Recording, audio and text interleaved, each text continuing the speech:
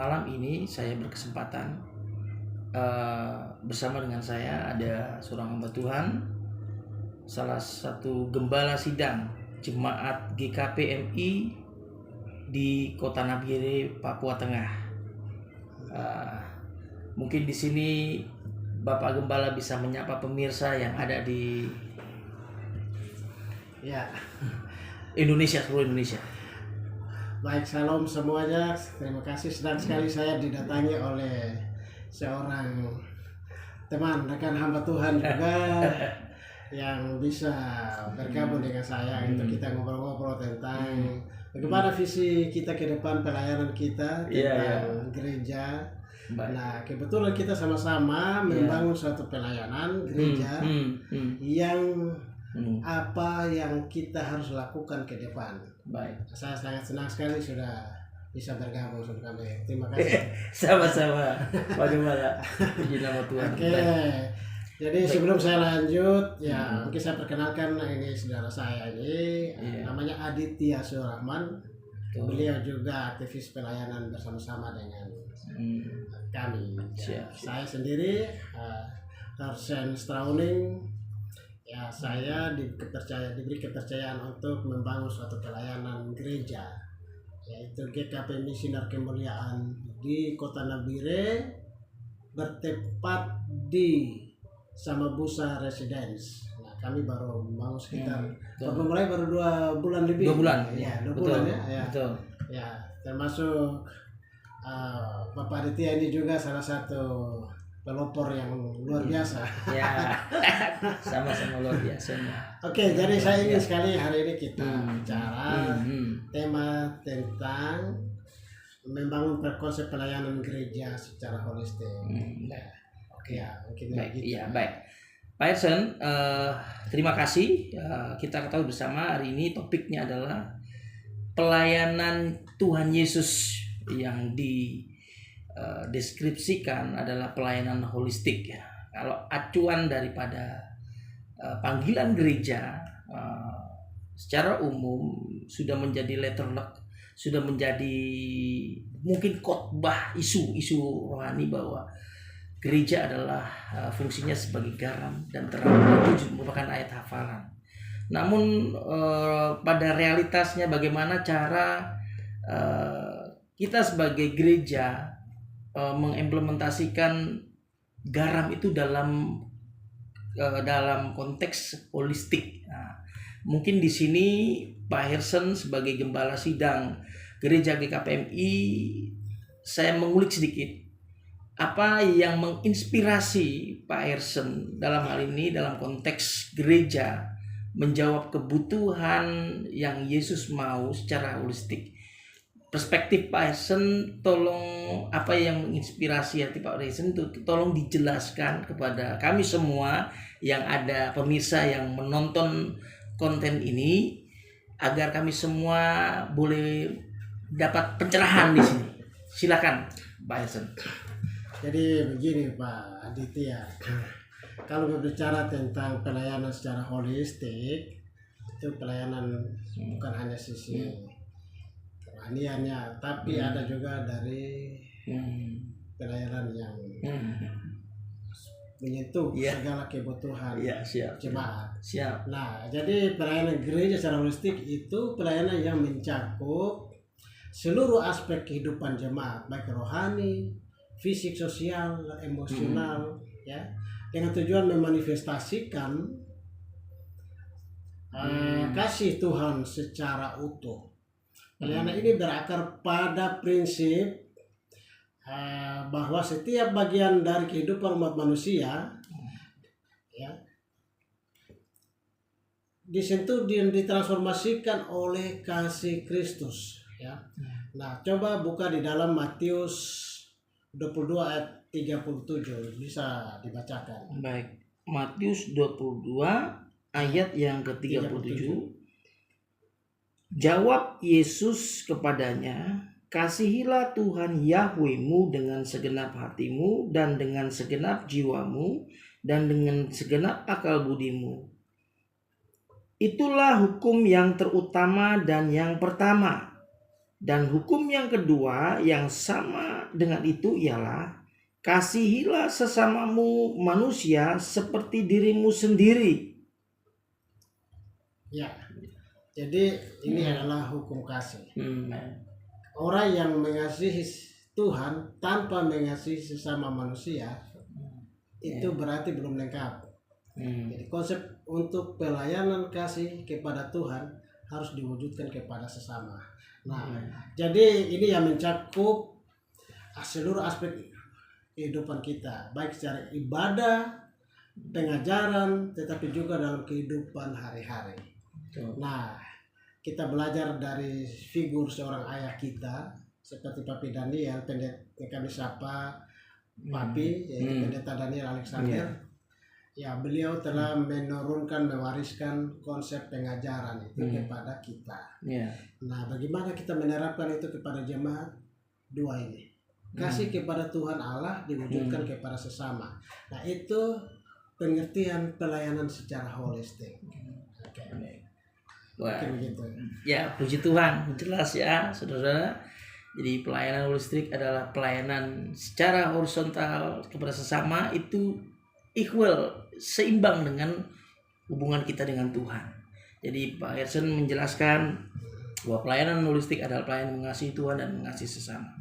Baik, puji nama Tuhan. Untuk selanjutnya mungkin bisa dijelaskan lebih spesifik lagi hal-hal yang terkait dengan pelayanan holistik itu dalam kehidupan manusia, dalam aplikasi sehari-hari itu aspek-aspek kehidupan apa saja yang mungkin bisa kita layani di situ, kita bisa menjadi berkat di situ. Oke, baik, ini pertanyaan yang sangat bagus. Iya. Jadi kalau kita bicara pelayanan secara holistik itu yang pertama pelayanan rohani itu dulu, karena ini dalam konteks gereja. Jadi kalau konteks gereja ya mengedepankan hal rohani dulu. Nanti yang lain-lain itu dia akan mengikuti. Itu dimasukkan dalam suatu program. Apalagi program itu dibuatkan dalam bentuk visi dan misi, kemudian langkah-langkah strategis untuk mencapai itu apa. Yang pertama, pelayanan rohani itu berbicara tentang pertumbuhan pengajaran firman Tuhan. Jadi segala sesuatu kita harus berdasarkan firman Tuhan, bukan filsafat, bukan konsep-konsep manusia, ilmu pengetahuan dan lain sebagainya, tetapi firman Tuhan yang kita harus utamakan, ya. Dan pembinaan karakter yang sesuai dengan Kristus. Nah, inilah pelayanan rohani, karena berdasarkan ayat Alkitab yang kita harus punya dasar, ya. Punya dasar. Dalam surat Efesus 4 ayat 11-12 coba dibacakan. Efesus 4 ayat 12. Baik. Ayat 11 sampai 12. Efesus kita. Ya. Efesus 4 ayat 11 sampai 12. Firman Tuhan, dan ialah yang memberikan baik rasul-rasul maupun nabi-nabi, baik pemberita-pemberita Injil maupun gembala-gembala dan pengajar-pengajar, untuk memperlengkapi orang-orang kudus bagi pekerjaan pelayanan, bagi pembangunan tubuh Kristus. Oke. Ya. Jadi pelayanan rohani itu adalah pelayanan yang Tuhan sudah berikan kepada setiap orang yang terpanggil sesuai dengan tugas panggilan masing-masing, ya. Baik nabi, rasul, apalagi penginjil, guru, ya. Itu semua harus ada di dalam pengajaran untuk pelayanan rohani. Dan yang kedua, pelayanan sosial. Itulah menyangkut dengan kebutuhan. Kebutuhan. Ya, yang kita akan bahas di sini kebutuhan sosial jemaat, seperti kita saling membantu yang miskin, yang sakit, beri kunjungan, ya. Itu juga perlu kita perhatikan. Bahkan kaum yang terpinggirkan sekalipun kita harus perhatikan. Jadi gereja itu menjadi wadah kasih Kristus melalui aksi sosial. Ya, sebagaimana Yesus mengajarkan pentingnya merawat yang lapar Ya, haus dan orang asing. Ya, ini sudah ada di dalam Matius. Coba lihat Matius 25 ayat 35 sampai 40. Coba dibaca.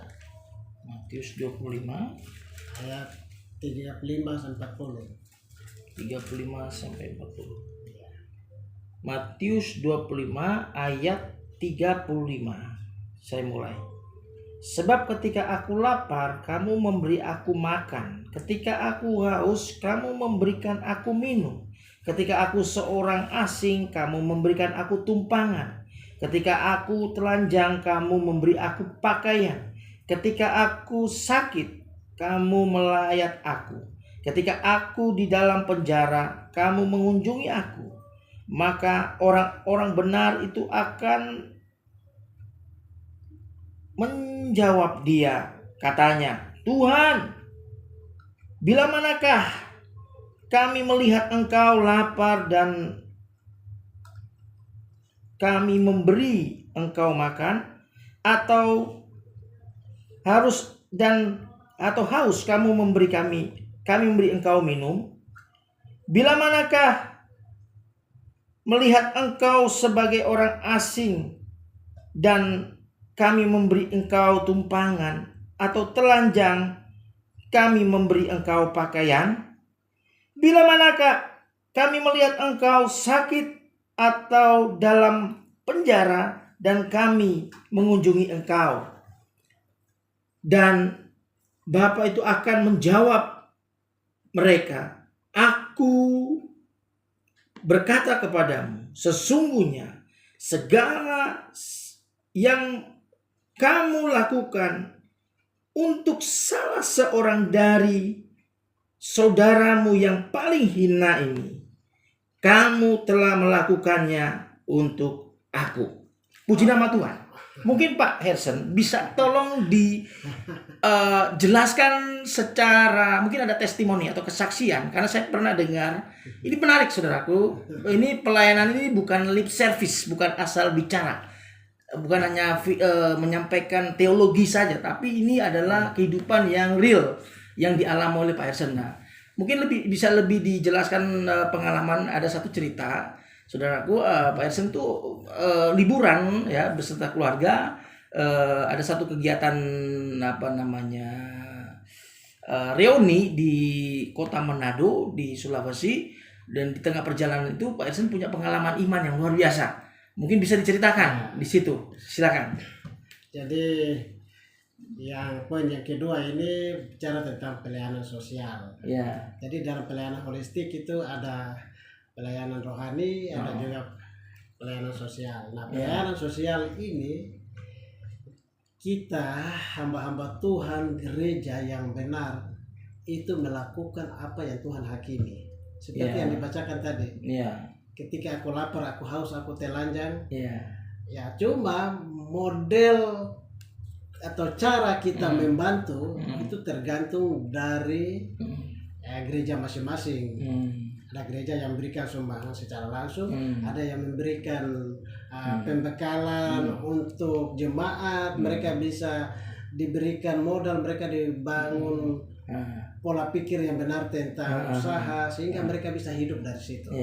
Nah, ketika mereka hidup dari situ, mereka bisa bertumbuh secara mandiri. Otomatis kehidupan mereka itu akan diberkati lewat pelayanan gereja.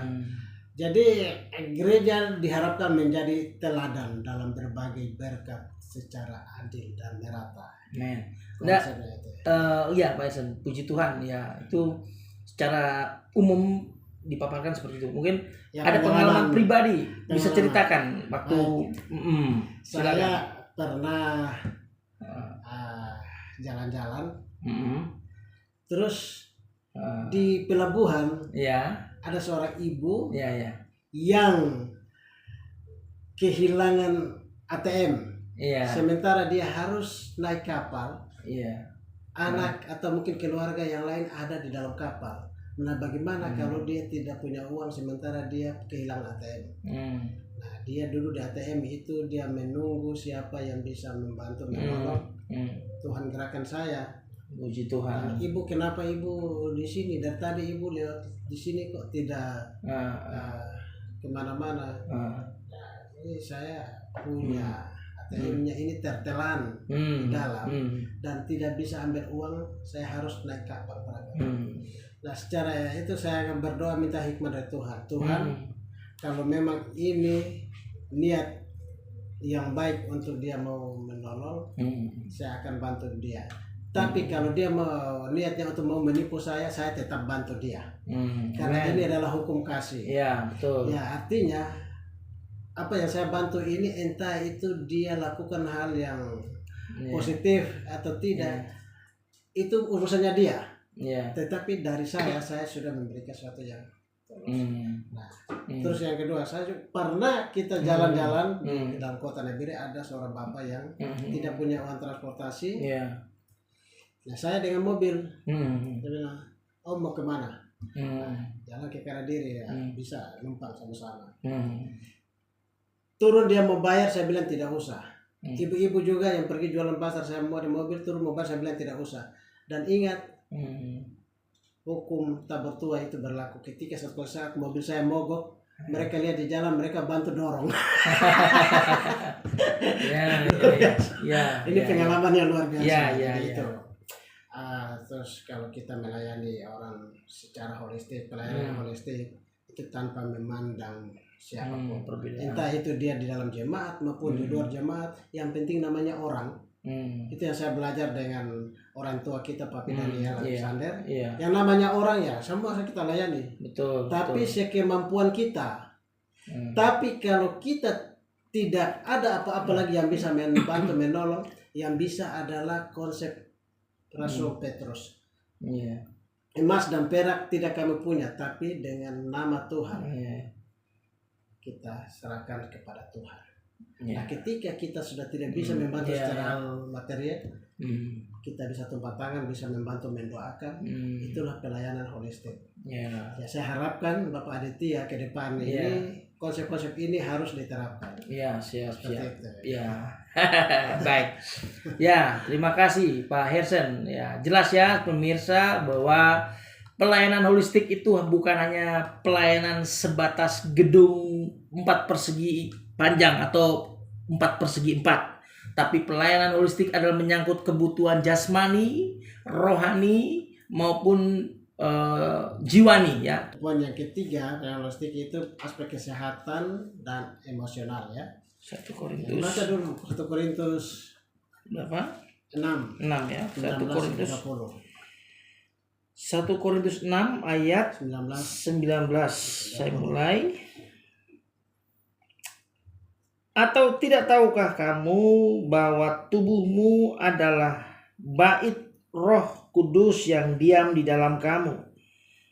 Roh Kudus yang kamu peroleh dari Tuhan, dan bahwa kamu bukan milik kamu sendiri, sebab kamu telah dibeli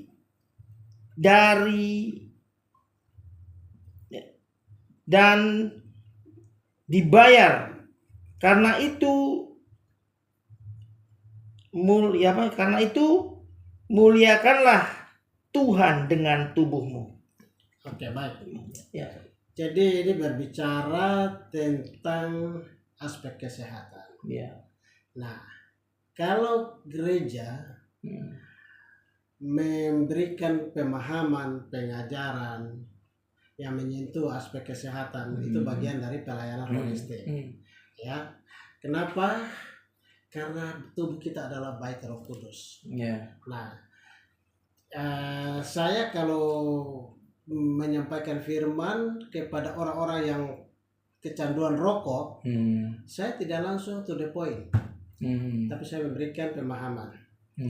Yang jadi persoalan di situ adalah uang, bukan hanya sekedar merokok saja. Memang merokok salah satu bagian untuk merusak kesehatan karena nikotinnya itu kurang banyak.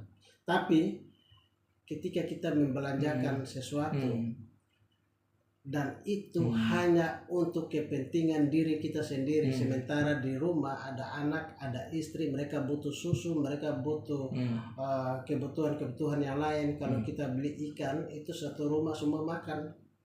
Tapi kalau kita hanya beli rokok, ya kita sendiri, tidak mungkin anak bayi kita bisa berokok. Tidak mungkin istri hamil atau istri-istri mereka juga sama dengan kita. Nah, inilah kesalahan kita. Bagaimana kita membangun konsep pemahaman. Kalau kita hitung secara ekonomis matematika, orang yang merusak tubuh dengan cara merokok itu dia yang perokok aktif. Dan juga ada orang yang perokok pasif. Yang dekat dengan dia itu bisa ketularan, asapnya kemana-mana. Nah, kalau secara segi emosional, istri anak itu mereka dirugikan dan mereka pasti marah. Papa ini cuma beli rokok terus, sementara kami ini perlu susu, perlu ikan, perlu sayur apa semua. Kalau beli beras kan kita sama-sama makan semua. Ini rokok cuma papa sendiri. Nah, jadi disinilah letak bagaimana cara kita menyampaikan konsep kepada jemaat bahwa dari sisi ekonomi juga merugikan, dari sisi mental emosional juga akan membuat keluarga yang lain mereka dirugikan dan mereka pasti marah karena kebutuhan ekonomi anak-anak itu sangat penting. Dihitung secara matematika, kita hitung satu hari 20.000 atau berapa harga rokok selama 1 tahun, selama 5 tahun, berapa uang yang kita konsumsi hanya untuk diri kita, sementara keluarga kita yang lain mereka tidak. Inilah yang sangat berdosa di hadapan Tuhan. Nah, satu sisi secara fisik kita menganggap bahwa rokok itu mengandung ini itu semua, oke, silakan. Tapi dari sisi mental, spiritual, anak-anak kita mereka membutuhkan kebutuhan yang lain. Baik. Nah, itulah kita memberikan pemahaman kepada jemaat itu harus secara utuh. Baik secara firman Tuhan, pengajaran, dan juga konsep-konsep pemahaman secara ekonomi, dan juga itu membantu mereka bisa berkembang, berpikir hal mana yang baik dan mana yang tidak. Dan mereka akan bertumbuh setelah kita memberikan pemahaman yang benar atas firman Tuhan. Oke. Seperti itu. Baik. Nah, masih ada juga bagian yang lain juga tentang pelayanan holistik. Silakan. Nah, poin yang keempat, pelayanan holistik, pelayanan pendidikan. Pelayanan pendidikan ini sangat penting juga, karena yang dimaksud yang pendidikan ini pendidikan iman. Ya. Ada seorang ibu memberi kesaksian begini, mama tidak punya harta warisan yang diberikan kepada anak, tetapi harta warisan iman yang diwariskan kepada anak itu adalah harta warisan kekal. Kalau harta warisan yang diberikan hanya materi itu sementara. Tapi ketika memberikan warisan iman, pendidikan iman yang benar di lingkungan keluarga itu diwariskan kepada anak-anak, dan mereka tumbuh, dan mereka di mana saja mereka akan bisa hidup. Karena Tuhan akan menyertai mereka. Ya. Jadi coba kita lihat dari aspek moral, sosial, semua akan mengarah ke situ. Amsal 22 ayat 6. Amsal 22 ayat 6. Coba dibaca. Amsal 22 ayat 6 ya.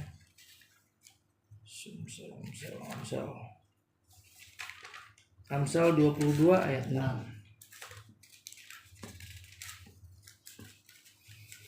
Amsal 22 ayat 6, firman Tuhan kata, "Didiklah orang muda menurut jalan yang patut baginya, maka pada masa tuanya pun ia tidak akan menyimpang daripada jalan itu." Amin. Iya. Jadi pelayanan pendidikan, pendidikan iman itu yang sangat utama. Nah, ketika pendidikan iman ini sudah mantap, pendidikan sekuler, pendidikan yang akan mereka jalani, baik formal maupun non formal, itu akan disertai Tuhan, dan mereka akan diberikan kekuatan kemampuan yang luar biasa. Ya, dasarnya itu dari gereja, pelayanan holistik dalam aspek pendidikan iman. Didiklah orang muda pada masa muda, nanti masa tuanya dia akan akan bertumbuh sesuai dengan firman yang kita sampaikan. Jadi dari keluarga kita didik, menyampaikan pengajaran ke anak-anak kita, harus dibangun iman mereka dari keluarga. Keluarga itu setiap pagi mereka harus baca, merenungkan firman Tuhan, mengajarkan, memberikan teladan kepada anak-anak. Nah, ketika mereka sudah diwariskan iman, itulah harta yang kekal. Amin. Biasa. Ya. Jadi itu adalah semua aspek pendidikan, pelayanan secara holistik. Nah, ini yang kita akan jangka panjang ke depan. Ya, kami di Gereja Kelangan GKPMI Sinar Kemuliaan Nabire, itu kami masih tahap mempersiapkan. Dan gereja itu juga harus punya visi misi yang jelas. Bayangkan kalau pelayanan gereja tidak punya visi misi, nah mau di mana, mau dibawa kemana jemaat kita? Terus kita mau bicara apa? Ya, bicara hari ini belum selesai, loncat, set, balik lagi. Ini kan tujuannya kemana, arahnya kemana kan tidak jelas. Ya, makanya saya harapkan Bapak Aditya juga harus punya konsep pelayanan yang holistik, berdasarkan visi misi yang kita buat, dan itu dengan tuntunan kekuatan dari Roh Kudus kita pasti bisa. Oke. Seperti itu. Nah, mungkin itu saja. Baik, terima kasih. Ya, baik pemirsa, mungkin sudah panjang lebar tadi kita mendengar penjelasan Pak Essen bahwa beliau ini adalah seorang hamba Tuhan yang Tuhan pakai, dan saya memang melihat ada hal-hal yang baik yang saya perhatikan dari apa yang beliau sampaikan. Jadi ada beberapa poin tadi, salah satu yang paling dominan yang saya lihat dari beliau, memang beliau sangat punya komitmen besar, pengorbanannya dalam pekerjaan Tuhan itu sangat luar biasa. Jadi pelayanan holistik bicara tentang Yesus sendiri, Yesus yang adalah Tuhan rela berkorban menjadi manusia, taat sampai mati, bahkan menyerahkan nyawanya demi selamatkan dosa kita. Dan dalam hal ini di mana hartamu berada, di situ hatimu berada. Yesus serahkan semuanya karena dia mengasihi kita. Apalagi cuma materi, apalagi cuma harta atau apapun, itu adalah hal yang mungkin tidak bisa dibandingkan dengan apa yang sudah Yesus lakukan. Oleh karenanya itu, mari dalam hal ini Pak Ersen bersama saya mendorong kita semua, mari kita melayani Tuhan Yesus, yaitu jiwa-jiwa orang-orang yang membutuhkan keselamatan. Beritakan Injil secara holistik. Kita bisa memberitakan secara firman Tuhan, kita juga bisa memberitakan secara dijelaskan tadi secara sosial, bantuan fisik atau bantuan memberikan modal atau memberikan santunan kepada orang-orang yang memang dalam hal ini membutuhkan pertolongan kita jadi perpanjangan tangan Tuhan, dan kita juga menjadi jawaban bagi orang-orang yang mungkin ada di penjara, ada di rumah sakit. Kita kunjungi tadi, kita lawat mereka, kita doakan mereka,